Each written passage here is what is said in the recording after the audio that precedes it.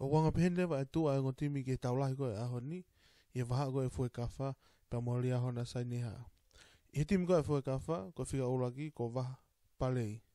Whika ua ko kalolo o tutaha. Whika tolu ko New Cup taufa. Whika wha ko Eliot Tonga. Whika nima ko Tulewa Moala. Whika ono hala e lova tupou. Whika fitu sa tek pongi. Pa koe whika walu mo e kapteni Sione Tangi. E tautua a, whika hiwa ko McPhinau. Whika hongo furu ko Pio Palanite. Whika taha ko Kahalohea. Whika tahua ko Vili Tahitua. Whika taha tolu ko Sio Lavelua. Pa koe tokon kaptenia. Whika taha wharewa ko Tanasio Kuea. Pa koe whika taha nima mo reo kolo ko Sione Lolo. Koe kautari whakire wo whika taha noko ke Pueri Pakalani. Whika taha fitu ko Mosa Atma Asima. Whika taha walu ko Aisia Mausa. Whika taha hiwa ko o Inoke Rotui. Whika uanoa ko Sione Whaanguna. Whika wataha ko Taumata Mamao.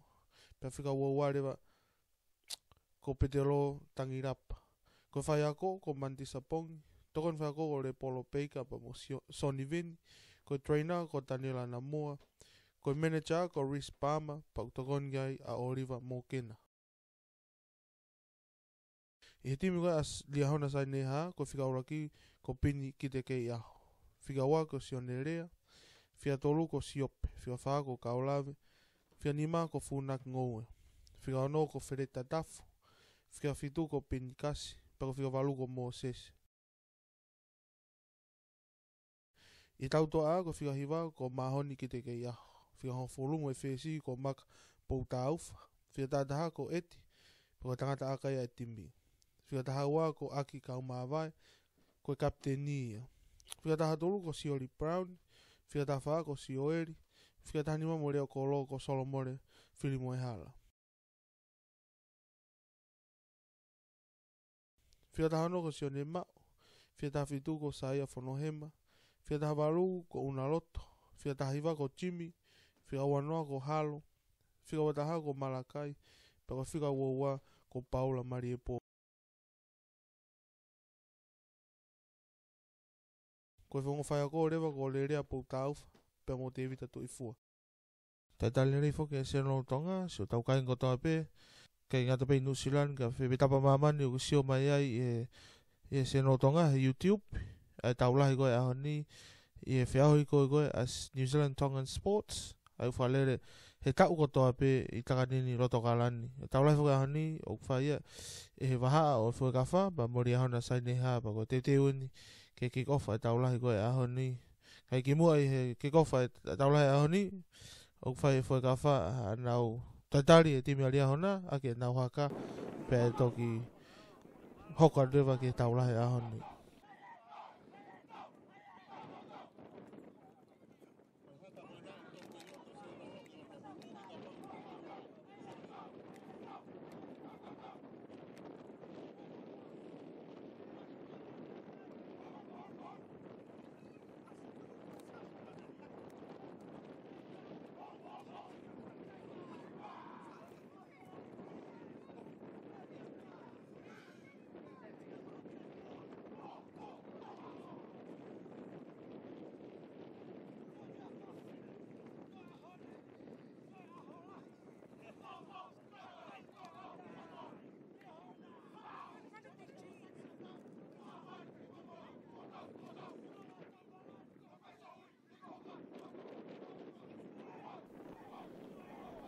Hangai pemea, koe mea ko lau kia haka fue kafa.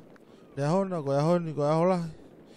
Pea e whai ha whesi anga hei hui. Ko teu. Ai fue kafa, ke na honga whawhepaki i ali ahona i taulahi koe. Ahoni fuki, ko rak fofo ahoia kamata ai tona meni o sama. I whi ahui koe na New Zealand Tongan Sports i loto kalani. Tate ale rei fuki. Ko tau ka inga tonga ko tau peu nau sio mai ke tau e ahoni. Ka inga ta fuke au ata whamalo ke kau sponsor ko ia. O tona meni koe tau ni ko ipu foko koe a whi auhi a sama. Ko ipu ia o sponsor ia a G-Mana Autos. Pai inga ta fuke ai kau pou le rei mai ke ai.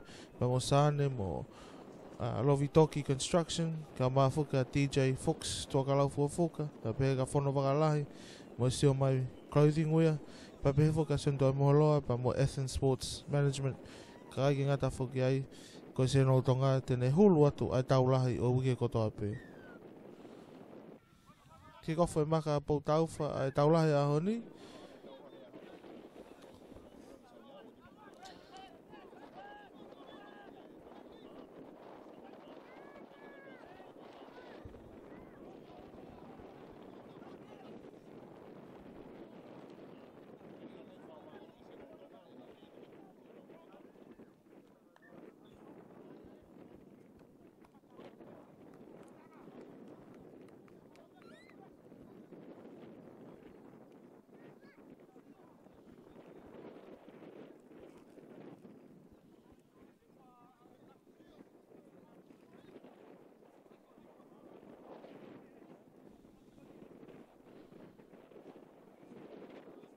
aho le rei fuan ge anga pulu ahon kai ke fu la a mo le rei pe ko afu le rei pe ea kai ke uha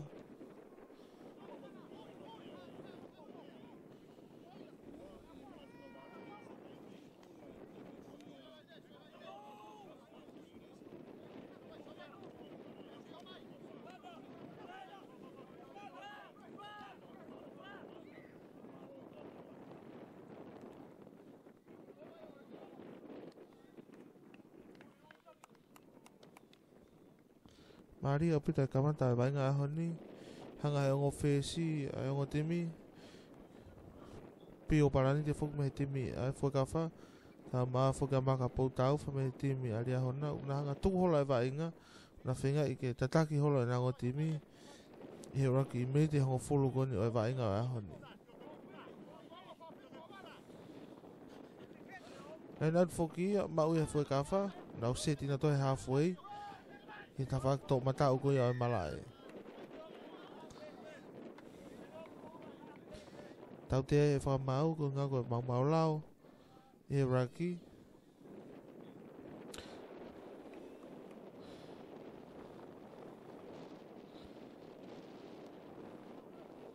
aka hai fok e pio tau te ko ya kai ke out kai to aka hai fa fok mai e timi aria honna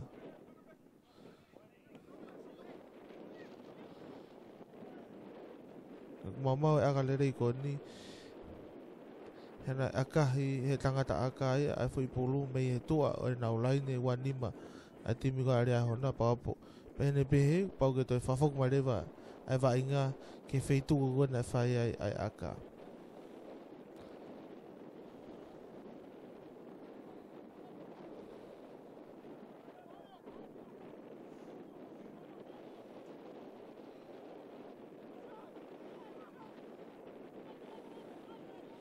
rock fofu ha uma fokan foi kafa ki he mitawani ma ko ya ati mi aria hona pa 5 drop apio kana e tau ia tanga ma vai nga aria hona to fok mai pe ki ti mi ko ya foi kafa au to fa fok mai fa mau chon e va inga ko nga ko mau lao mo offside ko ya ati mi aria hona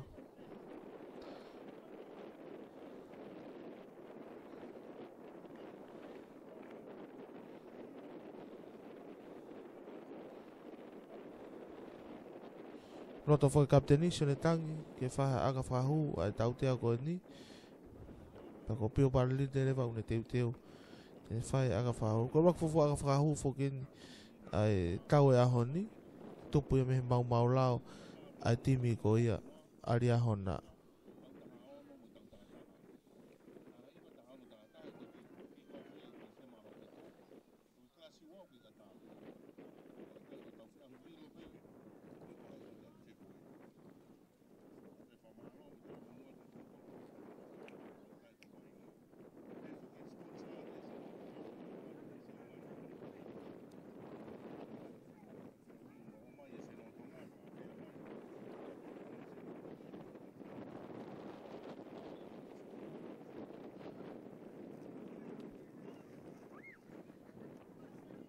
aka foke pio rak fo fuata aka tau te a honi o hal tu aka i ke noa be aria hona noa ba mo fo kafa Mahalo ko lava nai hamnite hongo fulu.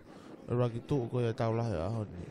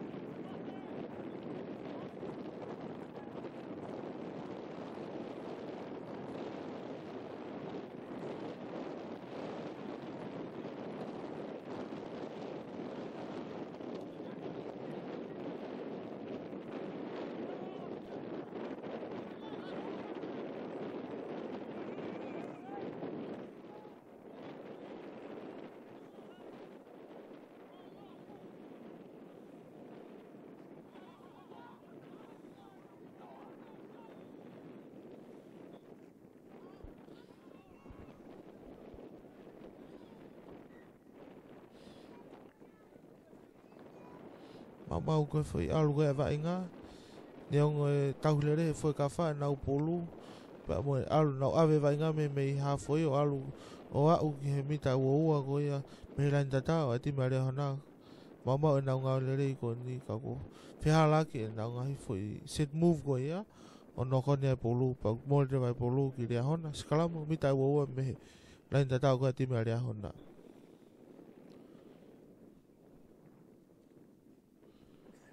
Fafo bita hanga e timi alia foi ka fa toko la vainga pa kusai bita sio feo ngolere vainga fo eti ma mo tau toa ka he nau hanga ko tau hi nau polu ko nga ke alu be nau polu mo viro mai ke hoko nau hanga be hoko ta vainga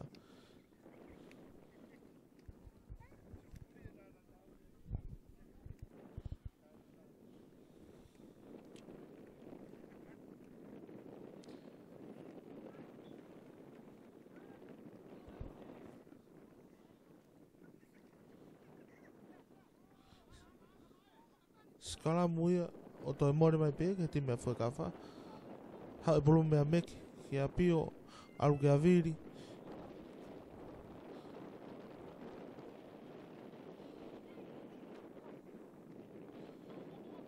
fa ma ui e sione lolo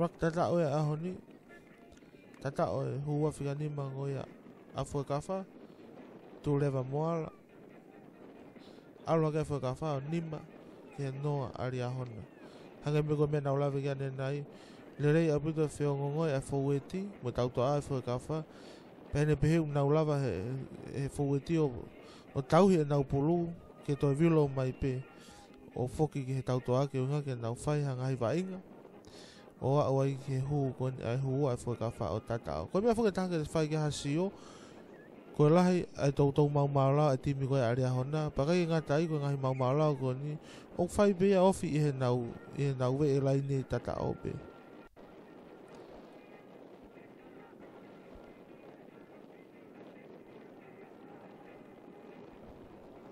nima a fo ka fa ke no ari hona rak tata fo ke honi ko tata ai hu ko ya a fo ka fa tu leva moal o ala ke nau kai o nima ki he noa ari hona teu aka foki a peo paranite aka whahu a fo i tata o a tu leva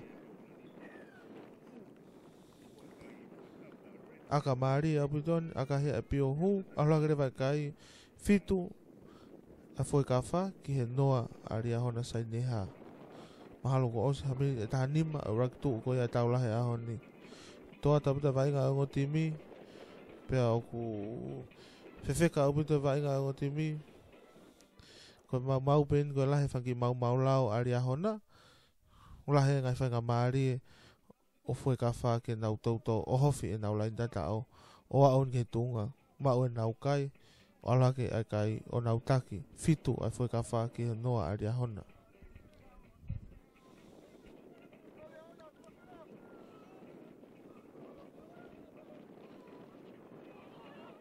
o si fo ke a fa hoa pio ki kof mai e maka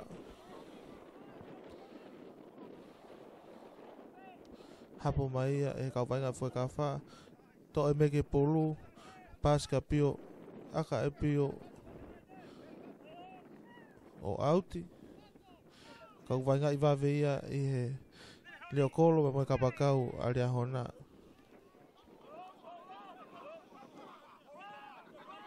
o mai he hafe go ya aria hona ma hon kite ke ia ai vai nga to e vai nga mahalo ki he mita e hongo fulu me he vai ua o mala e ka i he tafako ia ai foi ka fa te kolo ia fika ono go ia aria hona freta taf o out te na line out le vai pulu ia ai foi ka fa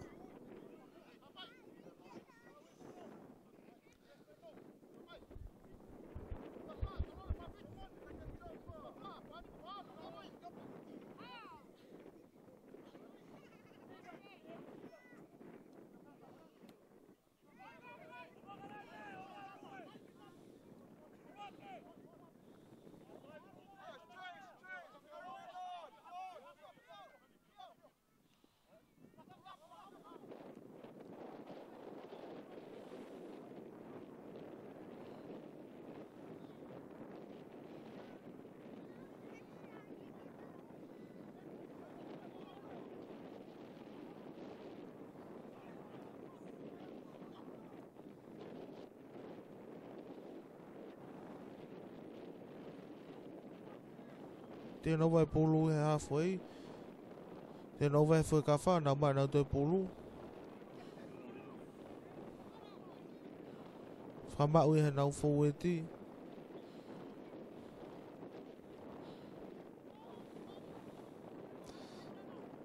alo na tau to a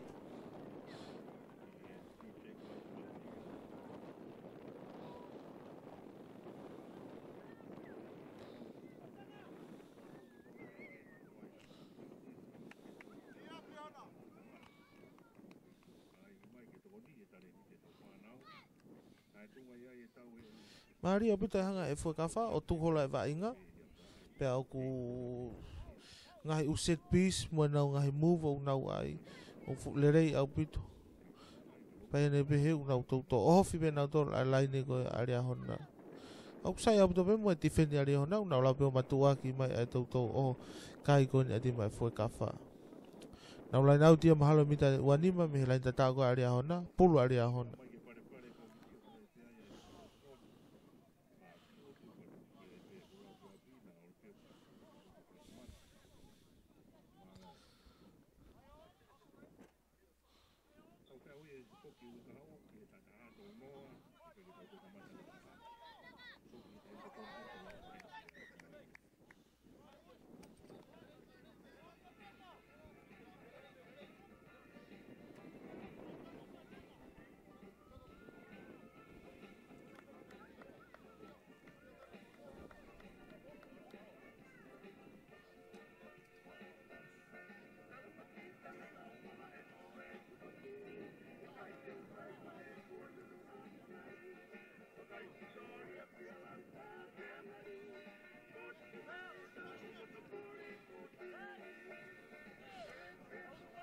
ma wala va minute e wano rak tu ko ai rak hafe sai abu da hanga e fa mau o tau ia va inga ne hanga tuanga va inga ke hok ko ta va inga e fa nau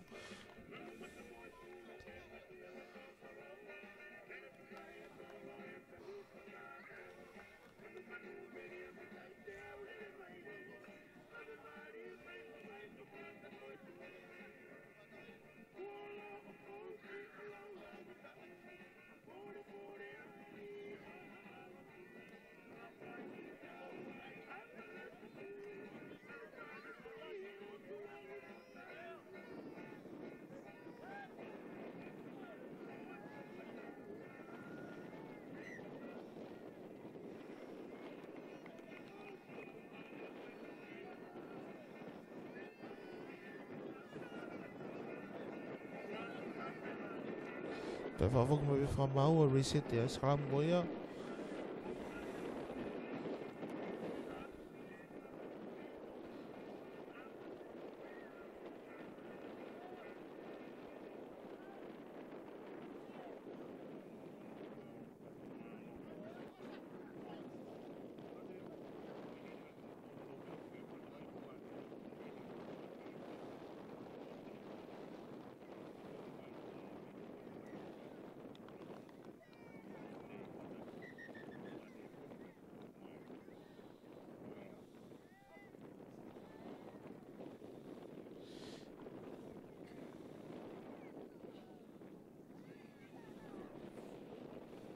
Te tau te e whamau e John a timi koe aria hona ko ngā koe nau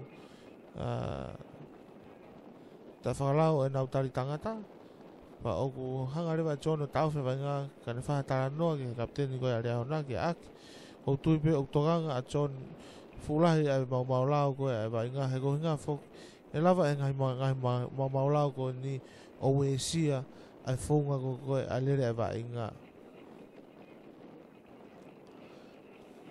ka neo ngoia tau te e John rea hona ko ngā koe mau lao koe ni pe au kloto rewa e kapteni a whoi ka whāsio ne tangi ke aka whahu e nau whesi pe o paranite ngā kai whahu e ia ai whoi tau te a koe ni ka hu e aka koe ni au langa rewa e kai a whoi ka wha o hongo fulu ki he noa a rea hona ko whoi aka whoi koe ni a tau te a koe ni o mei he tunga ta tau pe mo e whaitu ko koe nai aka mea pio i he rakta tau koe e whoi ka wha.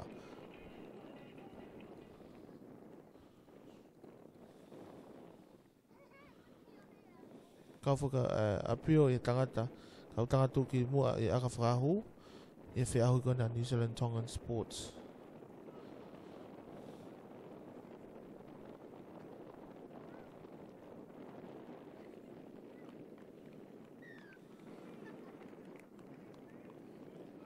Akahi e pio, aka tautea ko ia o hu, aragare vai kai a whakawha o fulu, ki e kei noa pe aria hona.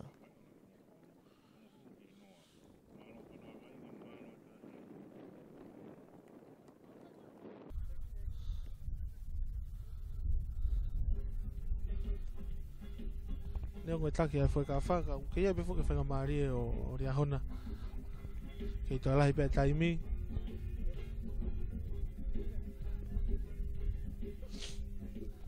Aka hia he whesi koe a rea hona, aka nou kai ke a oni ke mita ngō whulu koe whi mau pēr te nau whuku mai rewa skalamu pulu ia whui ka wha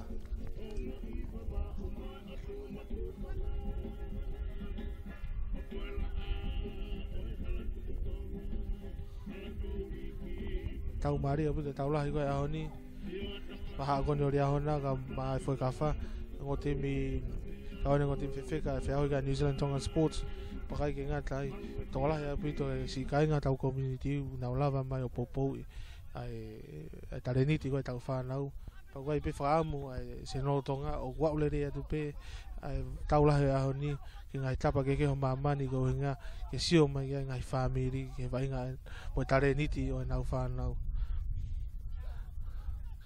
mau e vai ngā maari koe a time e whoi ka whau auti ai he mita uoua me he tani laina tau ko ia lia hona o more puluke laina auti a lia hona toa tau to e ngo kau wainga he ngo timi pa ko e lega ko ni whikawalu a whoi ka wha sio ne tangi kau e kau tangata tuki mua e tonameni ko e New Zealand Tongan Sports pa ko tui lahi e ma ven be ya taimi ma whainga maari e reka ko ni ke ki aula tai ki tapureanga ko ngau e kontareniti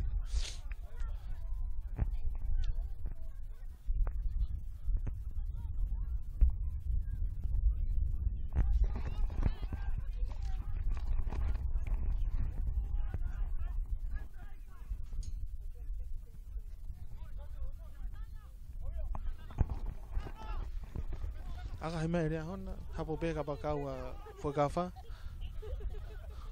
Ne to alo te mei pulu. Tau te a ia, kai ke ngau e to tonu ake, ai green outi ko ia, o time ko te clean out e pulu e rock e lao ko e ai aga pulu ko ingo fo ke te alo pe tu ulu to ki la pau ke te tu ma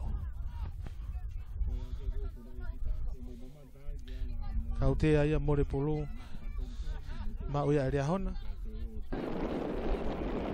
aka ia na fesi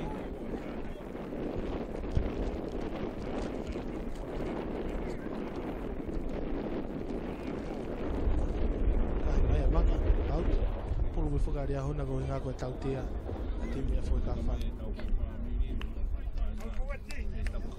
talo tu ai taula ya ni e ora ki tu ko ya vai nga ko to ko fo time ni o ko wo fi ria hona ki mita wani ma ko me la ta ka o ati me foi ka fa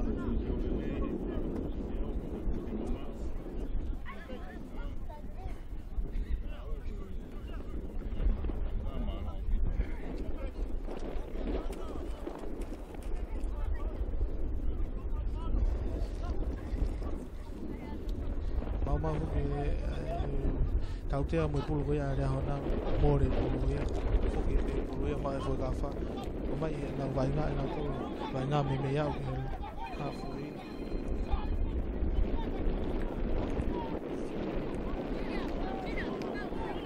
e kangi foi ka fa pulu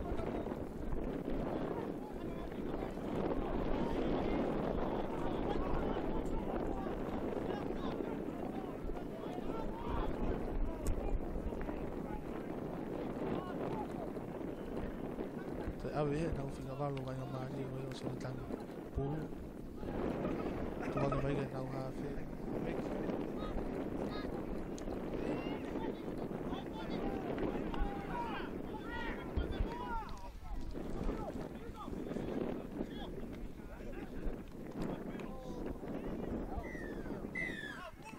to fa fo mai fa ma ai vai nga tautea atimi ko ya ria hona ko na offside ko tu be ko to fa marien que to aga tautea e na ofesi ga foi gafa pio palanite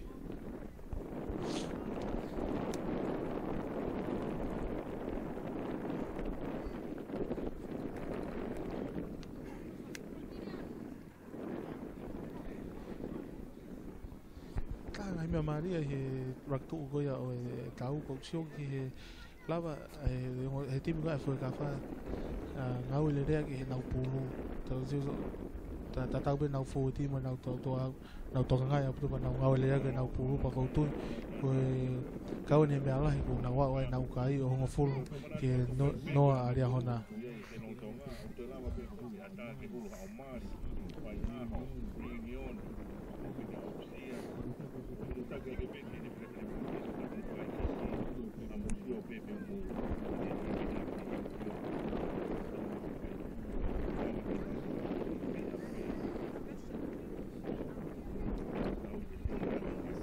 pio hu aga tautea ko ia ala ke kai katol foi gafa que no aria hona ko tu ko osa me te wanima ora ki tu ko ia ai taula ya ni va ko foi gafa pe amo dia hona sai ne ha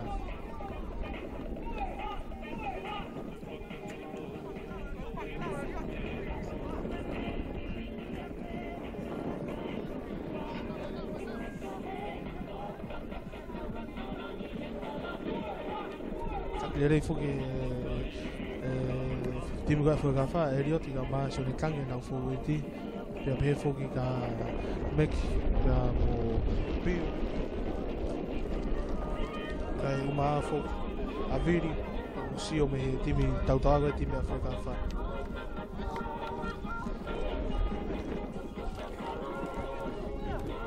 timi go ya hona takleri mai na fo ba na fe si ama ai vai ga timi ga ka ma fo huka si mere takleri mai timi go ya hona ai vai ga go ya hona pulu lai na utia pulu ya hona mitanima mai vai wa i ka fa ki go ya fo ka fa kuna fa ki huwa ya go ya fo ka fa idiot o more pulu me dia hona ki fo ka fa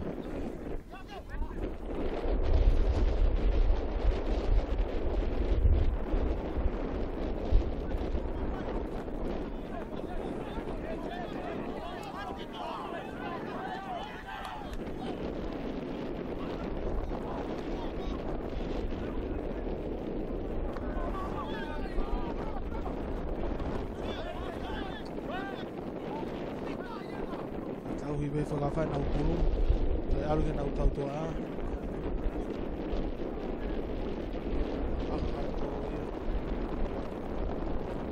Au tia. Mi tahi mo fulu. Pia mei haa fui ki tawaka a rea hona. Riva me mai a rea hona. Na hona to me pulu.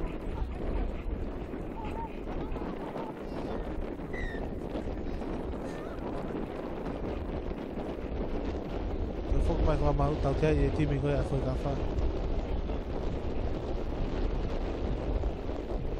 Te piwa ve maka. Me agahi mai pulu. Te tawaki tohe ma koe a o malae. Te hala ki hapo koe a kapaka e fui ka wha. Te fok me pulu. Ke timi koe a rea hona e skalamu. Toi naha mita tolu noa me he lain tata koe a fui ka wha. Skalamu. Pulu ya area hona sa neha.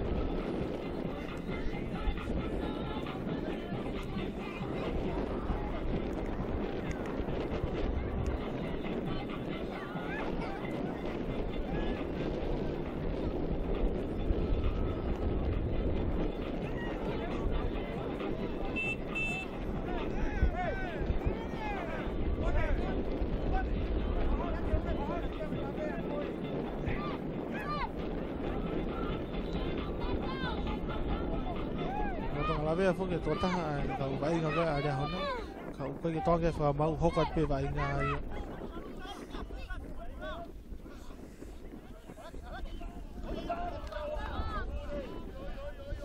Tari tu tamaki fuki ia. O mau lau lau. Neongo ne mata le rei. Ai o mau advantage ia e rea hona. Nau kei tauhi pe pulu. Mita e wanima me lai tata koe a fui ka wha. Tau tea ia whakamau, koe ngā koe te kolo mau mau lau.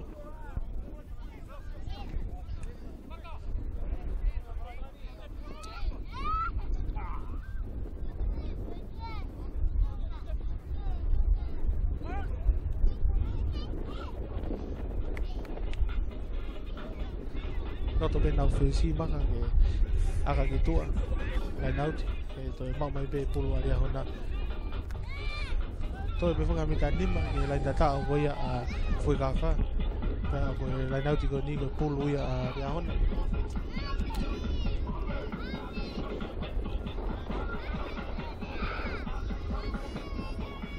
Toi sai be tangata vainga koe a aria hona. Ke fu revea whiwhi, toi foki mai be nau seike ni.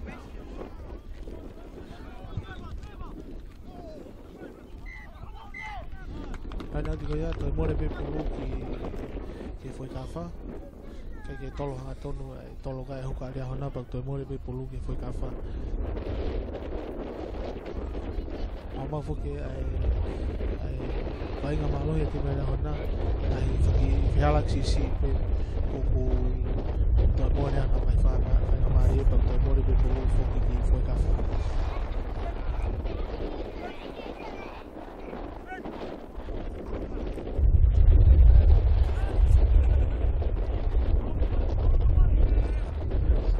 Fuki to ia he whakawalo a whakawha, whawhiwaki. Whakawalo koe a rea hona. More mai pulu o koni a whakawha. Toi more mai pe pulu ki rea hona, pak toi ia nau whakamari ki nau toi hokai. O nau tu e skalamu koe ni mitango fulu me he lai ni lai tata koe a whakawha. Mapa e ngai le rea ke rea hona e nau pulu. E ai pe a whakamari ki mauha nau kai. E no tonga koia e nau wau mai koia ke ve lain tata o ai foi ka wha. Tō e wika maru, e re malo hoi au kito e wika maru a rea hona. Baha ngai mitalahi mane timi.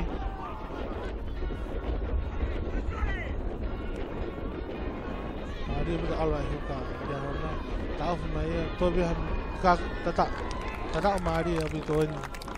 Ange beko mea nau lawi gane nai ka pa e ngau e. Lerea ke rea hona e nau pulu koia mau.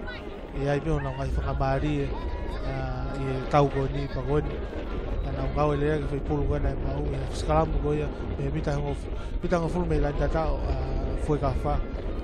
Alu ia mai nau whika walu. Pea to oia he nau huka o ni hoko tai pe au e lain tatao. Tatao maari au miko huka ya hona sionerea ko rega foko ni ko rega ya tau fa hei ya tim ITM Cup Atalanaki alo gre va kai o tan onima ke tatol lima dia hon tatol Afrika fa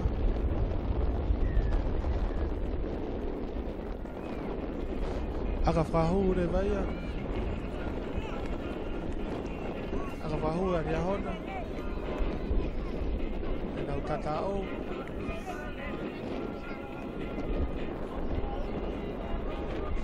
akahia nau kapakau fia tataha eti ohu aloha ke akai o fitu ki he tatolo fitu aria hona ki tatolo e fui ka whatau maari o pili taula he aho ni whawhiwhia pito aho le rei eni ki he akapolu la ala ape pau haru viviri ko ki he fu vela fefe takai ki ngata ai whawhiwhia pito sio ka tau community tonga e nau ewa mai ki he whiau i goia a jima na autos whalere he komiti wa New Zealand Tongan Sports i he malai koa ni Admiral Maris, Bruce Pullman Park e takanini ka tokalan whawhiwhia pito mai tau ka inga mo tau community o popoi a tare niti tau whanau pak tau whiwhia whoka se no tonga ki ato ngahi ata koe wainga tau lahe aho ni koe inga koe tau ngahi whamiri mo tau ngahi community tonga koe whinga ta whaaki po maman te nao lawa sio mai ke wainga nau whanau i ahon.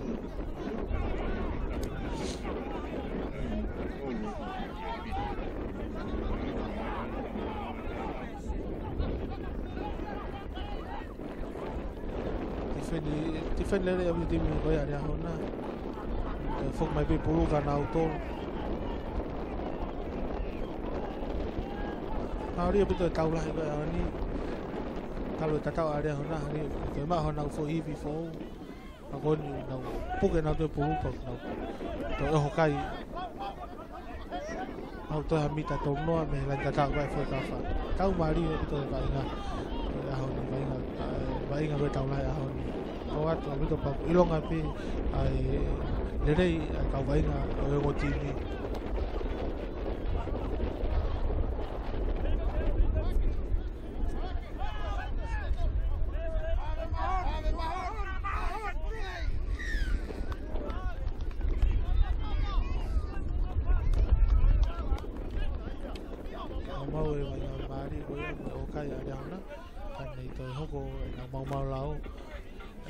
Molto mori vai pulu ke foi ka. Tu foge kai tatolo foi ka fa fitu aria hona. Lava mi te tono ragi. Tu goia ai va taula. Oi a honi e va ko ia foi ka fa. Ya mi dia hona sai ne. Aka hia e fesi go a foi ka fa pio pala ni te. Aka taute aka hia toki to foi pulu kai nauti. Foi kafa i tawhaki koe ia vai ua mala e ki he tawhaki koe aria hona.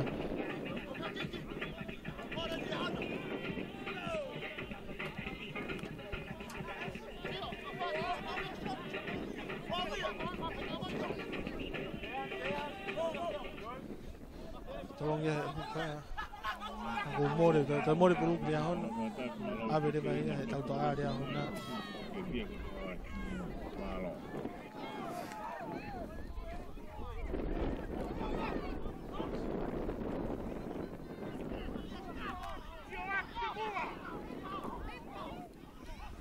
Tapi defendnya Fogafa Real Maria dia hona kon be fo mai be pulu ya hona aga ya na be pulu aga ka to aga Maria buton fa ka de golo ko ya dia hona Solomon fili mo hala ko nga ko lava e pulu lava ni ko nga le rei ko ni o tu ko pulu ki tu to anga taimi ke to ma ui via na ka fo eti kai fo ke nga tai ka na to na to ke ta fa ko na mi ta wani ma me la ta ta ko fo ka fa la na uti ba me fo ka fa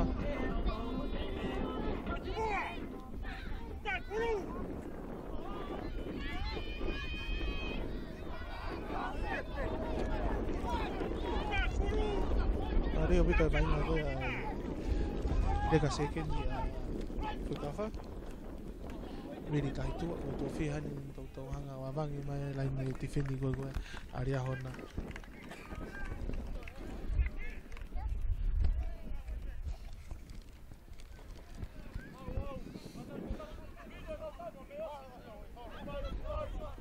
Lama hamri e tolua ia ragi tu ko ia o taula i ko o ahoni wa o fu kafa pia mo ia hona sai ni ha pulu ia dia hona puna fa feki ke riot ma o mai fo ma ga mek au re ga pio au ge tau to a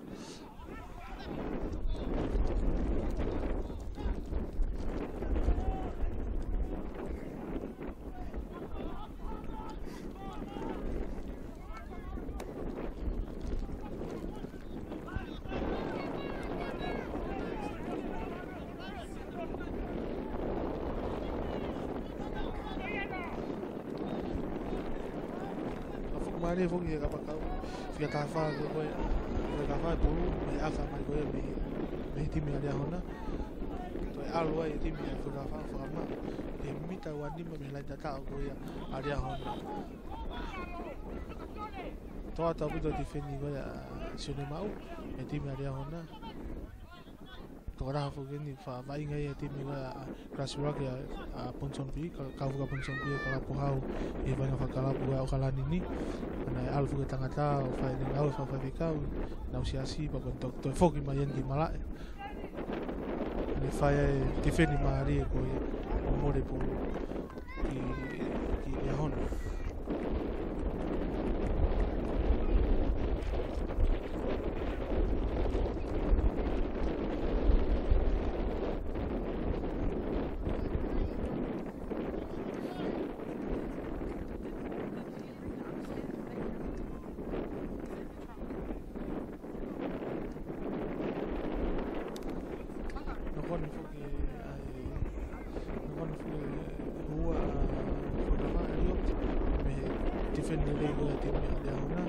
more pulu na skala pula dia hon skala ni to ha minta wani manai me la tata dia hon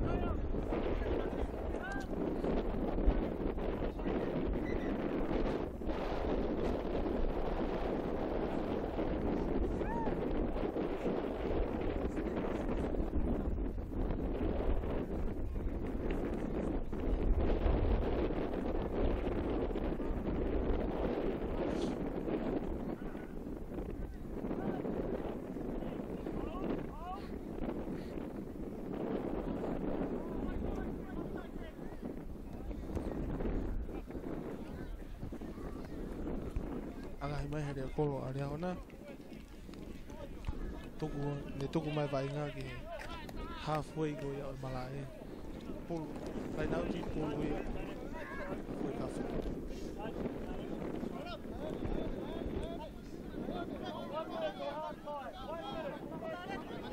to em de ta ba osi to wa ka ta wa ya allo pul to wa to de si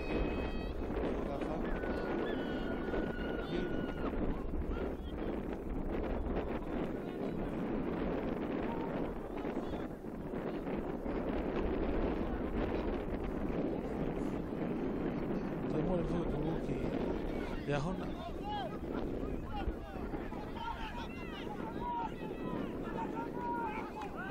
ola fu ka vai nga ya hona ke ka fa to hema ka pa te na ula ku ku to fu be ko ba me na fi balu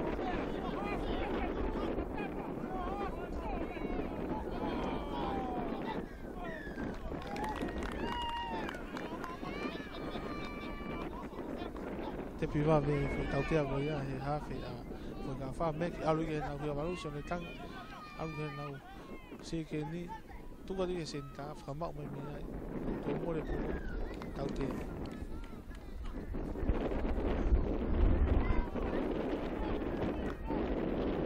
ne me ko na ora ya nai to ka fu ke fa ma la he tau te a ti mi go ya hona tai mi la fu fa la ba mau lao a timi ko taha o ne hanga ia mau vainga le ko ia a timi ko o na mau e pulu ko tu ko me ani o sio ke fa mau mo toka ke fa mau e ne ta no ke kapteni mo toka kapteni ko ia a timi aria hona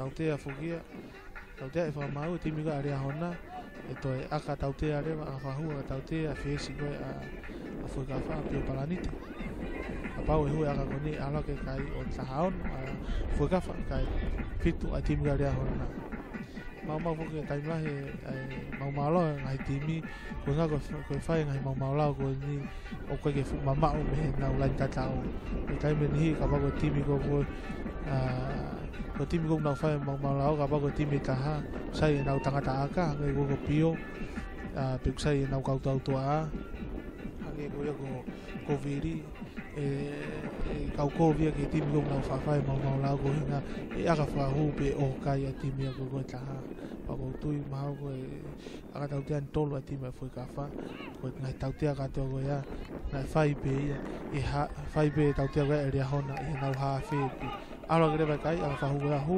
ka no area hon fitu ta ona foi ka fa ta fitu area hon